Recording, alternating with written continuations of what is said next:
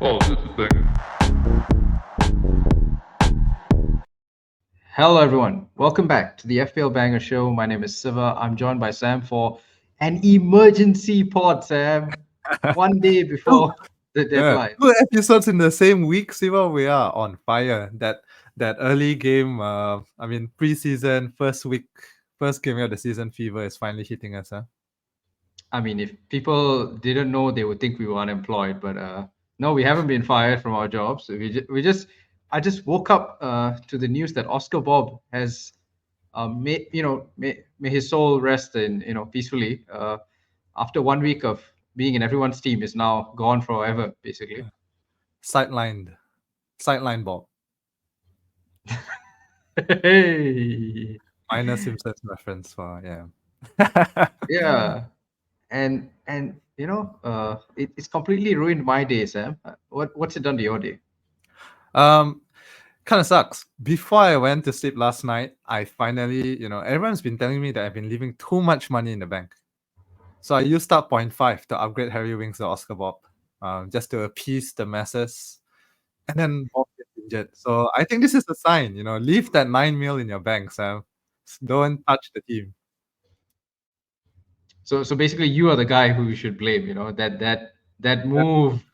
I'm sorry, everyone who wanted to take a punt on Oscar Bob. I disrupted the harmony of the world, of the FPL world, by bringing him in last night. Yeah. But such is life. Shall we look at our current draft, Sam, and see how this news has changed? I mean, it's completely overhauled my draft because Bob was, the guy who made it all work. He was like the chosen one, right, bringing balance to the force of my team. You say that, but wasn't he third on your bench? Well, that's like six. We recorded what 2 days ago. That's like 20 drafts ago, mate. I mean, Yeah. 2 days is basically like 2 months in FPL terms. exactly. Yeah, it's like dog years, mate. It just runs. Okay, so let's see where we are at now. You go first, Okay, Siva. so You have a more traditional draft, so you go first. yeah, I mean, yeah, we've spent a lot of money on graphics this season, as you can tell. So my draft on the right hand side is Dean Henderson, Josko Gvardiol, Lewis Hall, Pedro Porro, uh, Mo Salah, Diogo Jota, Jacob Murphy, Jacobo Minte, Haaland, Isaac, captain, Havertz, and followed by Morgan Rogers, Barco, and Nadel Nadeljkovic. Yeah, okay. Who does he play for? Aston, I've never even heard his name. Aston Villa, 4 million right back. I've been in the lab, Sam. The Will Barco, he even play? No? he has been playing in preseason and he played 90 minutes in their most recent preseason friendly against Dortmund. Like, Fans are quite excited by him. who's their Cash existing would right be back? his competition. Okay. Yeah, all right. And apparently Cash is in the doghouse and has, Emery's been, even last season you'll recall that Cash was Yeah. getting rotated in and out. Konsa, I think, was playing right back. Yeah. Yeah. So I have a 4 million Aston Villa right back. And my feeling is, look, if Barco doesn't play, if Rogers doesn't play, if I'm down to my last guy, things have, basically shit has hit the fan anyway. So there's no real difference between getting Harwood Bellis, who's nailed for his 2 points, when I could, who knows, Aston Villa starting right back for 4 million. It's worth a gamble. Maybe. I do think though that it's probably because Konsa, coming back late from Euros and things like that. And once he's fully fit, he will go back to right back. However, worth a punt, I think. Worth a punt at 4.0. If he doesn't play, he's the same as any other 4.0 fodder is going to sit on your bench anyway. So. It's the difference between 0 and 2 points, mate. And I think one thing we didn't talk about on our pod that day was the wildcard window that everyone's looking at. And even the nerds, right? The guys who sit and study analytics and whatnot, Yeah, they are looking at. Yeah, we're in. They're not us. We're the cool we are not FPL nerds. guys. Cool FPL guys who have spent the jocks of the FPL world. exactly the jocks of the FPL world who have spent, at least I spent about 3 hours today listening to a Fulham podcast, a Brighton podcast, a Wolves podcast. But yeah. No, I think, Siva, we the are wild- more like the breakfast club of the FPL world, I think. Is it going to show our age with some of these references, Sam? But I'll Okay. Go on, Siva. Talk serious But FPLs. what I will say is because wildcard window, everybody's looking at is game week 6. You just need to get 5 weeks out of these guys. That's my general view. And with that in mind, I'm prepared to take 1 or 2 gambles. Yes, I could get somebody who's nailed, like Ben Johnson, Ipswich right wing back. Yeah, but I mean, I don't. It's much of a muchness, so to speak. It's I don't see a big difference. So that's the team for me. So the big change is Bobb going out means I'm down to Morgan Rogers, and I've had to give up Trent. But Pedro Porro still sexy, still a very good Game Week 1 pick. I'll learn to live. One thing I have changed is Lewis Hall is in, and that day we discussed about how Newcastle, and I was a bit scared of defense, but I thought about what you said. You have Hall. Went back to look at the preseason minutes. He's played more minutes than any single player for Newcastle. Full stop. And everything I read from Newcastle fans suggests that he should begin the season as their left back. So, 4.5 million for a starting Newcastle left back, feels like it's worth a gamble. Mm-hmm. And I really like your Jacob Murphy pick. I think I was a bit skeptical. It could be a preseason Perlo type thing. But however, doing more research and reading more on Newcastle fans' opinion, I did not realize that actually he was doing the business, towards the end of last season. So it's not like a one-off thing. He's just pretty much continuing his form from the end of last season into preseason. So it may bode really well for him, especially because they have no right wing replacement. However, they are in the market, so we'll have to monitor with this, But if they do not bring anyone, then yeah, Murphy is a great option. I went safer. I went for Gordon because just Gordon's nailed in the team, I think. Yeah, I mean, you've got the cash to spend because you don't have Haaland and Salah, so fair enough. I think I'm not going to dispute Gordon's a much safer pick who's far less likely to get rotated or benched, and Murphy carries a lot of risk. But I think, as we discussed that day, there's still a lot of options at the 5.5 million bracket. I haven't gone to Smith Rowe hasn't made the cut yet. I haven't even got to Ben Brereton Diaz. There's so many other options, so I don't think this is such a big deal. It's one of those I can transfer him out. I just want him for the first few fixtures. All right. So shall we? Yeah, Have a look not at your many draft? changes in my draft, Siva. Not many changes. Pretty much the Tell same the people. as the other day. Henderson, my starting keeper. Back three is Kwanzaa, Barco, Hall. I have Robinson and Pau Torres on the bench. Jota, Bruno, Gordon, Son, my mid four, and up front I have Wood, Havertz, and Isak. Now my difference is I did mention earlier on I did upgrade my 4.5 mid to Bobb, and then Bobb got injured. So I was thinking, what should I do now? Should I go for another 5.0? And I decided to take people's advice. And first on my bench is Cole Palmer. So used up some of that 9 mil in the bank. Okay, I'll give you my reasoning, Siva. I don't think Palmer starts the first game. I don't think he does. I think he comes on against City, and then game week 2 onwards, Chelsea have good fixtures or much better fixtures when they're not playing City. So I want Palmer in game week 2 onwards. Should I keep a fodder in the first week and then waste a transfer, or should I just use that transfer now? Now I'm still debating. All right, Palmer on the bench does sound crazy. I may bench Wood instead.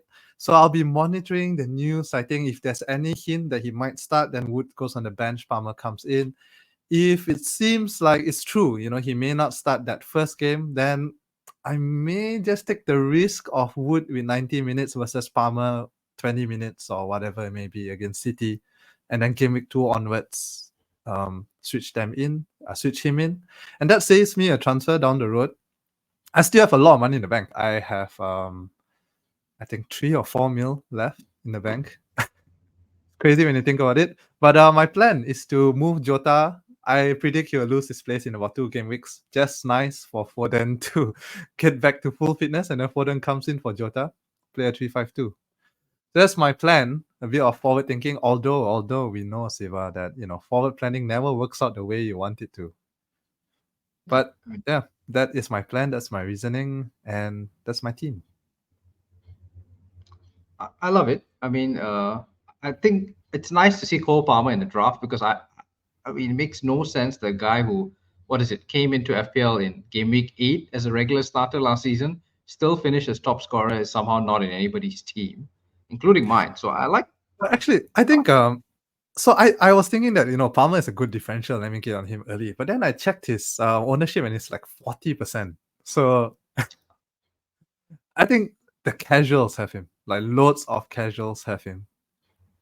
You You step don't see outside it. your bubble, basically. Yeah. Yeah, of the FPL bubble. Like all the serious FPL players are not going in on him, but casuals, yeah, 42% or something like that is huge. Basically, casual sorting by total points last season, I think. I mean, there are worse ways to sort people sometimes. I'd say what I do see one issue with your team, Sam. I'm going to ask you this because it's Okay, something sure. I've wrestled with as well. Who the heck are you benching in game week 2? I'm keeping my entire team. I'm moving Wood out for Palmer, so that's about it. Would play Um, Southampton. yeah, I know. It does sound crazy, but Palmer is just a better player. And then surely you could you not, I'm not trying to talk you out of this, but is there not a more economical way? Because that feels like a lot of money on the bench. I know. I did think about it. I did look at the options cheaper than Wood, so I thought, maybe just get a Fodder as a forward, and play Palmer in Gameweek 1. But for all the reasons that I mentioned earlier, I think I'm happy with having Wood as a one game week punt. And even with Wood on the bench, I still have enough money to move Jota up to Foden and have 1 mil in the bank still. So this is the kind of things you can do your team when you don't have Salah or Haaland. Yeah, I mean it's still a good team. Like I look at their starting 11, and yeah, I mean it's probably better than mine. Like it's more balanced in the midfield. And yeah, it's Yeah, and I interesting. still have money to upgrade the defense, if I want to.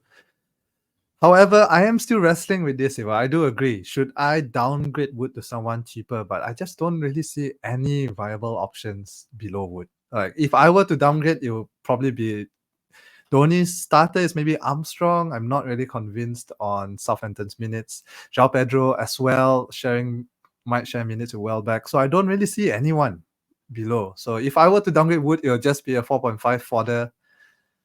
But then I kind of want that 1 week punt, I mean, the good thing about Forest is I expect Wood to start, and Bournemouth, I believe Senesi is a doubt. So, okay, if they're missing their best centre back, that helps. To your thing about João Pedro, Brighton overnight have spent 40 million on Rutter from Leeds, another forward. So, And it's, I think not to pour cold water on your Minte pick, I think they just signed the right wing as well. So more competition with Minte. So yeah, another midfielder from attacking midfielder from Mainz. Yeah, it's a little worrying. I may have to go back to Smith Rowe or Daichi Kamada, and I think sort of coming full circle to the Bobb issue is that again, there are so many more midfield options that we haven't even got into our benches that you don't even have Morgan Rogers and could be starting forward for Villa on game week 1 against West Ham, who have lost almost every preseason game so far, regardless of how much money they spent. And you could actually start Rogers, who's on your bench, actually. Oh, I'm so tempted. I mean, I'm honestly tempted to just bring Rogers in, go down to Harry Winks. Maybe we're all just trying to be too smart here, Harry Winks, maybe he is the one. Yeah, maybe. He ends up with a hat trick in game week 1. Yeah, because it's all well and good about having depth on the bench, right? But let's be real, you're never gonna call it right because guys, you don't always score on the easy fixtures, right? They might score on the hard fixtures. Something about Arsenal defense, and neither of us have Arsenal defense, but I went back and looked at some of the stats, thinking about should I have Arsenal defense? The fixtures are hard, but Arsenal kept 2 clean sheets against Man City last season, and then they conceded against Fulham in both games. Like things don't work out the way you expect them to. It's what you're saying, Siva, that we should have Arsenal defenders now when the fixtures is bad, and then transfer them out once their fixtures turn. It's counterintuitive, right? But I think but to be real, I think there are 2 points to it. One, it's hard to predict when clean sheets come. But two, a team naturally sets up to be more defensive and more solid in a game that's against a rival because they cannot lose. Yeah. Whereas you can afford to beat Fulham or Southampton 6-1, and you don't really care. Yeah, Whereas I think against City, you you give play more everything. open, so you're more prone to counters as well, considering that one goal. Exactly. Like looking back to those two City games last season for Arsenal, they just parked everybody and they just really did not want to lose. And so, yeah, maybe these difficult fixtures are a bit overblown and you can't look into it, can't take it too seriously. So things to think about. And I got to be honest, I don't think my draft's final yet. I might, you know, make more changes. I think But 24 hours is too early to do a final draft. Because 24 hours is pretty much another 24 drafts or more, one for every hour of the day. oh, it's not healthy. But yeah, I mean, anything else before we might touch base on at least on Twitter, on our socials before the deadline tomorrow, but anything else you want to tell me, Sam? Yeah, I just want to address that. I do have a lot of people telling me, are you crazy for going without Haaland? And my reasoning for that is basically that I feel that Foden is just a better pick. Foden's not fit yet. And if I get Haaland now, that will really block my ability to bring in Foden because I have to take out money from the forward, move it into the midfield. There's 2 transfers. So I just feel that way I'm okay to go without Haaland for one, or without a City attacker for 1 week, maybe 2 weeks, if it takes Foden that long. So yeah. But Foden will definitely come in my team. I think he will be the standout pick in the City team this year. I mean, I think to people who say that you're crazy not to have Haaland, those people don't have Son. Let's be real. Those people don't have Cole Palmer, right? And so this is going to keep happening. Every time you post a draft, you want to do a social experiment, go on Twitter, go on Facebook, post your draft every day, take out one guy, you'll get the first question. Where's Arsenal? You post a team with no Villa. Oh, no Villa. You post a team with no Haaland. No Haaland. That's true. By the way, Son is my captain, so I've moved him away. I moved it away from Isak just to be different from you, Siva.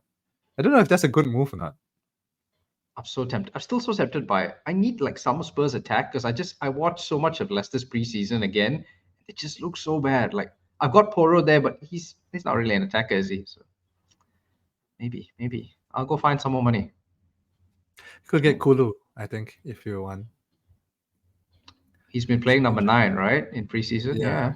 I mean, Solanke is here. Will Solanke come straight in? And if he does, Kulu's form has been really good. He might play right wing anyway. So just something to think about. I think even if Solanke comes in at the start, he's not playing 90 minutes. I really don't see that.